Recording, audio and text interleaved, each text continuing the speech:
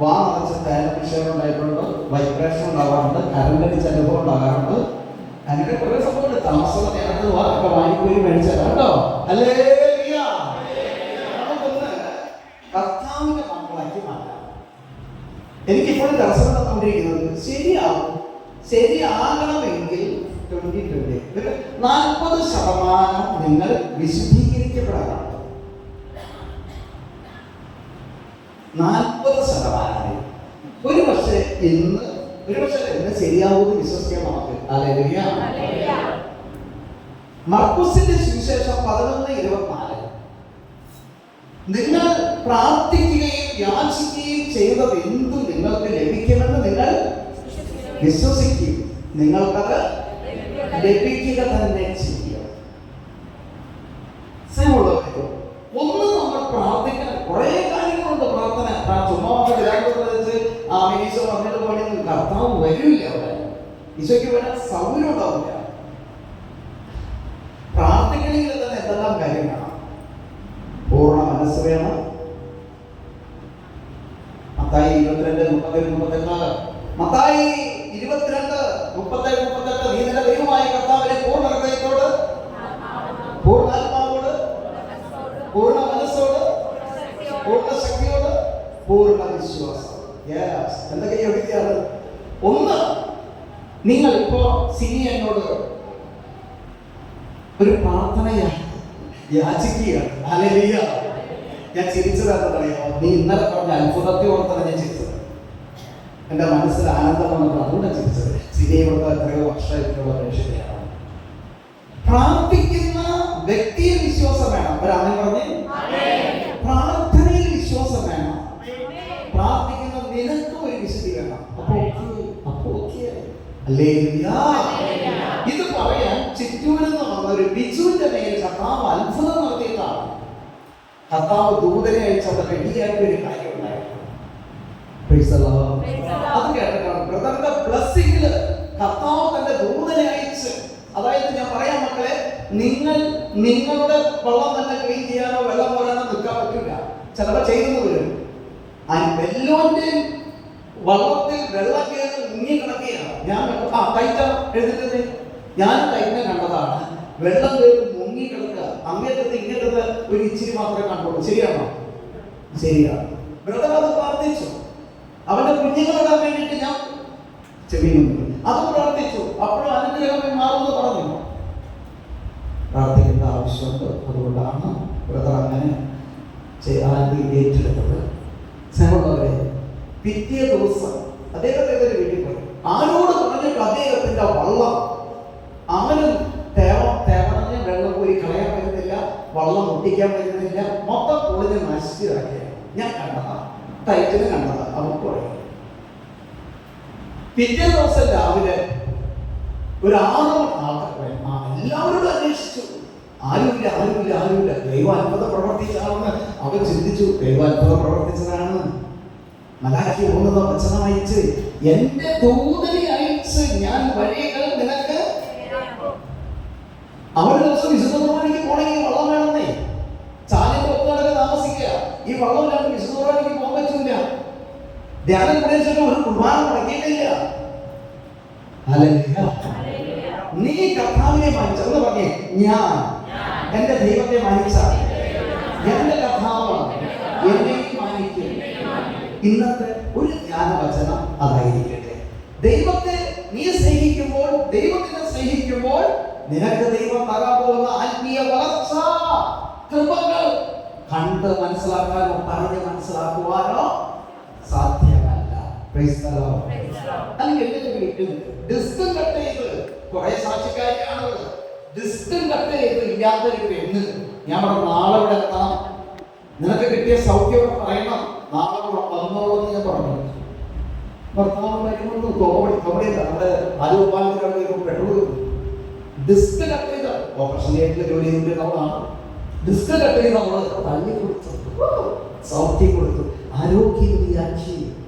അപ്പൊ നിങ്ങൾ രോഗിയാണ്, തകർച്ചയാണെന്ന് പറഞ്ഞത് നിന്റെ ഹൃദയത്തിൽ വസിക്കുന്നവൻ ആരാ? സിനി പാറക്കാട് പാറത്തോട് അസാധ്യമായൊന്നുമില്ല. അവൻ എല്ലാം സാധ്യമാണ്. അവന്റെ മുമ്പിൽ everything yes, yes. There is not no and in everything yes. Hallelujah. Hallelujah. Hallelujah. Disc cut ചെയ്ത് മാറ്റിയ പെണ്ണ സൗഖ്യം പ്രാപിക്കുകയും ചെയ്യുന്നു, നടക്കുന്നു. അത് കഴിഞ്ഞിട്ട് ഇവള് ബൈക്ക് തള്ളി തോട്ടേക്കാട്ട് പാലം ജംഗ്ഷനിൽ എത്തിച്ച് അവിടെ നിന്ന് അവിടെ ദൂരം അയച്ച് ബൈക്ക് ശരിയാക്കി. എന്തിനാ നിങ്ങൾ എണ്ണ പാമോയിലാണ് ഇവിടെ വരെ എത്തിയത്. ഹല്ലേലൂയ. ഹല്ലേലൂയ. അസാധ്യമായി ഒന്നുമില്ല. ഈശോടൊപ്പം നിനക്ക് സംശയിച്ചിരിക്കരുത്. ചേച്ചി എഴുന്നേറ്റ് ഇവിടെ വന്ന വല്ല ഗുണമുണ്ടോ? ഗുണമേ ഉള്ളൂ. അവളെ മോനാണ് ഇരിക്കുന്നത്. ഹല്ലേലൂയ. യേശുവേ നന്ദി. 50 ലക്ഷം സോറി കേട്ടോ, 50 ലക്ഷം രൂപ കടമായിട്ടാണ് അവിടെ വരുന്നത്. പ്രസ്ഥാനങ്ങളുണ്ട്, സ്ഥാപനങ്ങളുണ്ട്. ഇവിടെ വന്നതിന്റെ ഫലമായി മക്കളൊക്കെ നല്ല മക്കളാണ്. ഇവിടെ നന്നായിട്ട് പ്രാർത്ഥിക്കുന്ന ഫലമായി 25 ലക്ഷം രൂപ കർത്താവ് മാറ്റി 25 ലക്ഷം കർത്താവെ അതും എടുത്ത് മാറ്റണമേ ഞാൻ പ്രാർത്ഥിക്കുന്നു. ദൈവഹിതം പോലെ എല്ലാം തീർത്തു കൊടുത്ത അഹങ്കാരം വന്ന അതും വലിയ പാടാണ്. ദൈവഹിതം പോലെ അത് മാറ്റി കൊടുക്കണം. ഇരുന്നോളെ. ഹല്ലേലൂയ. കടമാരമുള്ള പ്രശ്നമാണ് കേട്ടോ. അതെല്ലാം നിങ്ങൾ മാറില്ല, ബാക്കിയെല്ലാം ദൈവം തരിക തന്നെ ചെയ്യും. ഹല്ലേലൂയ. അപ്പൊ നമുക്ക് വേണ്ട യോഗ്യതകൾ എന്താണ്? പൂർണ്ണ മനസ്സായിരിക്കണം, പൂർണ്ണ ആത്മാവായിരിക്കണം, പൂർണ്ണ ശക്തിയായിരിക്കണം, പൂർണ്ണ വിശ്വാസം വേണം, അല്ലേ? അപ്പൊ ഇങ്ങനെ 5 കാര്യങ്ങൾ നമുക്കുണ്ടെങ്കിൽ നമ്മുടെ പ്രാർത്ഥന ദൈവം കേൾക്കും. കേൾക്കും. ഹല്ലേലൂയ. പിന്നെ നെഞ്ചുകൊട്ടി കരയണം, അല്ലേ? പിന്നെ നെഞ്ചുകൊട്ടി കരയുക. കർത്താവ് കരച്ചു കാണാം. Praise the Lord. Hallelujah. Hallelujah. സ്നേഹമുള്ളവരെ, നീ ക്ഷമിച്ച നിന്നോട് ക്ഷമിക്കുന്ന ദൈവം, നീ ക്ഷമിച്ച നിന്റെ ദൈവം നിന്നോട്. തിരുവനന്തപുരത്ത് നിന്ന് 2011 തുടങ്ങി 16 ഇപ്പോഴും വരുന്നുണ്ട്. വിഴിഞ്ഞം കൺവെൻഷൻ നടത്തിയതിനു ശേഷം 300 ആള്, 350 ആള്, 400 ആളാണ് നമ്മുടെ ധ്യാനത്തിന് വരിക. പഴയ മണ്ണിൽ കിടക്കും, ടെറസിന്റെ കിടക്കും. വൈദികരെ ധ്യാനിക്കാൻ വരുമ്പോൾ പെട്ടിക്കടയിൽ കിടന്നാണ് ധ്യാനിച്ചത്. ഒരു തോമസ് അച്ഛൻ കുറെ അച്ഛൻ പറഞ്ഞു പൊക്കളം പറഞ്ഞ പോവുകയില്ല. ജനക്കൂട്ടല്ല, സമയങ്ങൾ കച്ചവടം പോലെ ഇങ്ങനെ വന്നിരിക്കുകയാണ് ജനലക്ഷങ്ങൾ.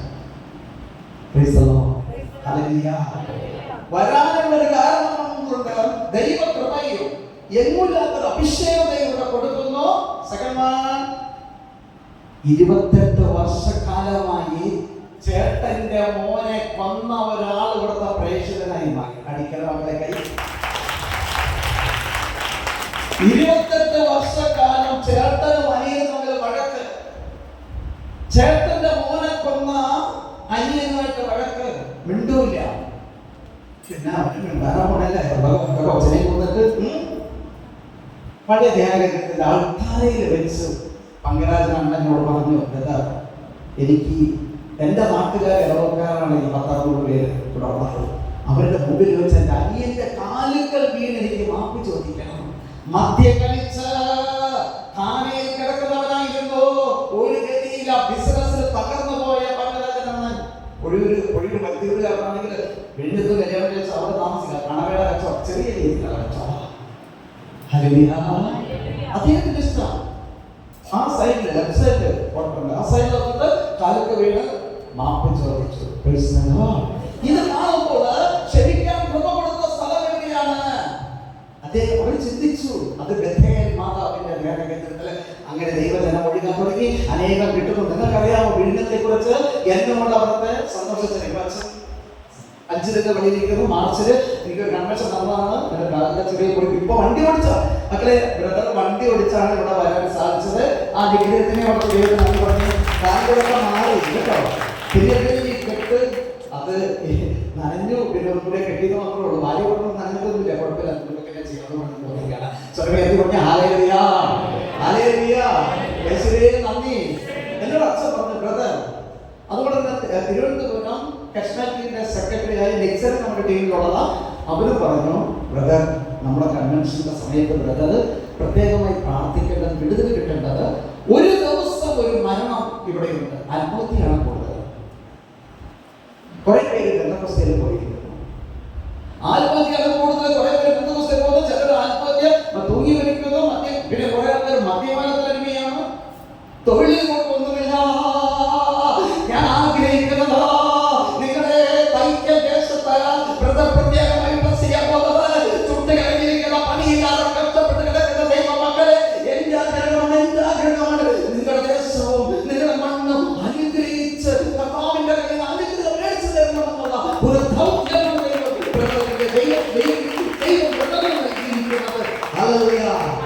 അങ്ങനെ അവസാന ദിവസം ആരും പറഞ്ഞിട്ടില്ല. അവിടെയാണെങ്കിൽ ഒരു മീനില്ല. നിങ്ങൾക്കറിയാമോ? അറിയാമറിയില്ല. വിഴിഞ്ഞത്ത് പള്ളിക്ക് ഭയങ്കര വരുമാനമാണ്. 3.5 കോടി രൂപയാണ് ഒരു വർഷത്തെ കുത്തക.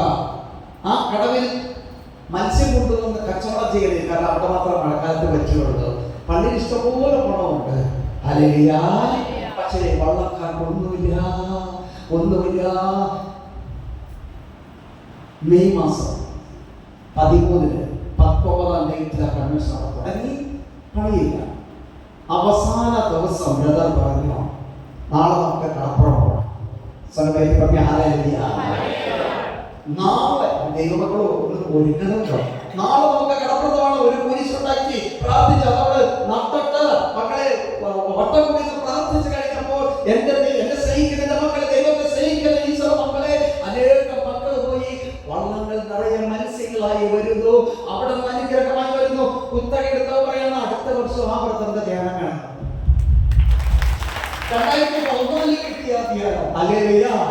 കാരണം 3.5 കോടി രൂപയ്ക്ക് എടുത്ത് കുത്തക എടുക്കുമ്പോൾ നഷ്ടം വരാൻ പാടില്ല. സ്വർഗീയത്തിൽ പറഞ്ഞ ഹല്ലേലൂയ. പങ്കരാജനാണ് 28 വർഷക്കാലമായി മിണ്ടാതെ ഇരുന്ന സഹോദരങ്ങൾ തമ്മിൽ രമ്യതപ്പെടുകയാണ്. രമ്യതയ്ക്ക് നല്ലൊരു വിലയാണ്. കുമ്പളങ്ങിയിലൊരു ജോസഫ്, കൊച്ചി ജോസഫ് എന്ന് വിളിക്കുന്ന എവിടെയാണ് സെന്റ് പീറ്റർ ഇറങ്ങിയാണ്.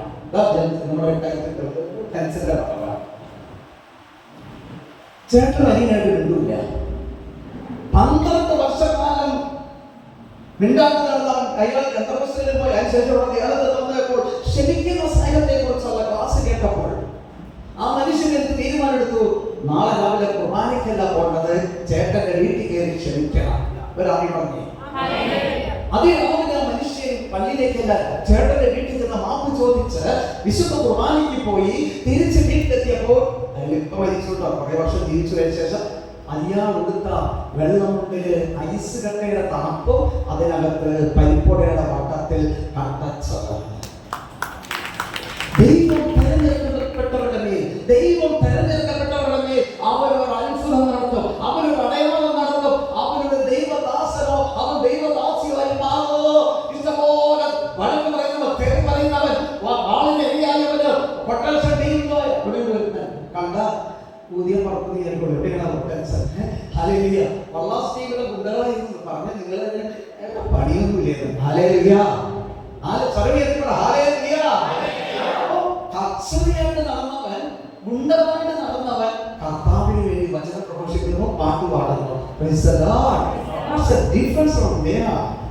ആര് മനസ്സാന്തരപ്പെടുന്നുവോ, ആര് ദൈവത്തിൽ ആകർഷിക്കുന്നുവോ അവൻ ആയതുപോലെയല്ല, ആയിരിക്കേണ്ട അവസ്ഥയാണ്.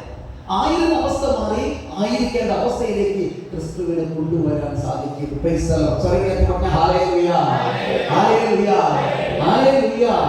അപ്പോൾ ക്ഷമ. നമുക്ക് സമയമില്ല, 1:30 നിർത്താമെന്ന് ആഗ്രഹമുള്ളത്.